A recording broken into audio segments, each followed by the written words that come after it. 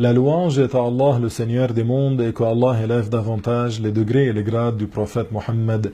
Parmi les événements marquants de l'histoire musulmane qui se sont passés en cette date particulière du 10e jour de Ashura du mois hégirien appelé Al-Muharram, qui est le premier mois de l'année lunaire, il y a le repentir du peuple du prophète Yunus Jonas.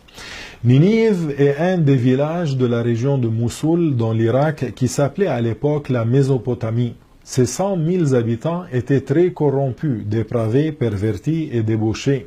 Ils prenaient pour divinité une statue appelée Ashtar au lieu d'adorer Allah, l'unique créateur. Yunus leur fut envoyé comme prophète pour les appeler au monothéisme et qu'ils cessent d'adorer des créatures.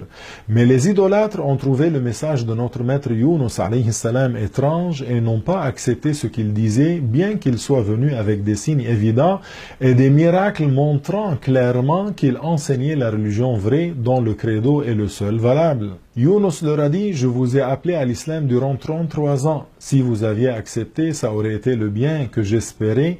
Et sinon, je vous avertis qu'un châtiment va vous arriver, que les épreuves vont s'abattre sur vous et que vous allez être bientôt anéantis après 40 nuits. Ils ont répondu avec orgueil, quand on verra que le châtiment arrive, on croira en toi.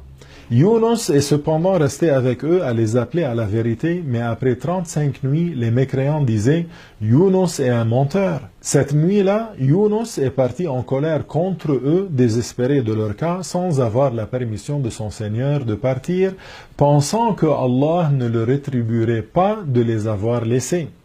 À peine s'était-il éloigné de Ninive que les signes du châtiment sont apparus à ses habitants et de la destruction. À peine s'était-il éloigné de Ninive que les signes du châtiment sont apparus à ses habitants. Des nuages noirs sont apparus dans le ciel et une épaisse fumée noire est descendue sur eux au point de noircir les toits des bâtiments. Le châtiment était très proche. Persuadés qu'il allait périr, ils ont cherché Yunus. Ne l'ayant pas trouvé, ils ont donc interrogé un vieillard qui avait cru en la prophétie de Yunus alayhi salam en lui disant « Le châtiment arrive, que faire ?» Il répondit « Croyez en Dieu et en son messager et repentez-vous ». À ce moment-là, ils ont cru en Dieu et son messager Yunus alayhi salam et c'était un moment grandiose et ils se sont repentis d'un repentir sincère au point que celui qui avait pris des pierres ne lui appartenant pas pour bâtir les fondations de sa maison les rendait à son propriétaire puisqu'il lui avait pris injustement.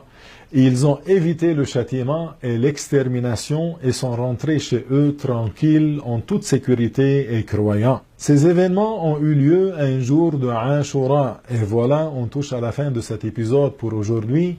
Et dans la prochaine vidéo, Inch'Allah, vous découvrirez un autre événement important qui s'est produit un jour de Ashura.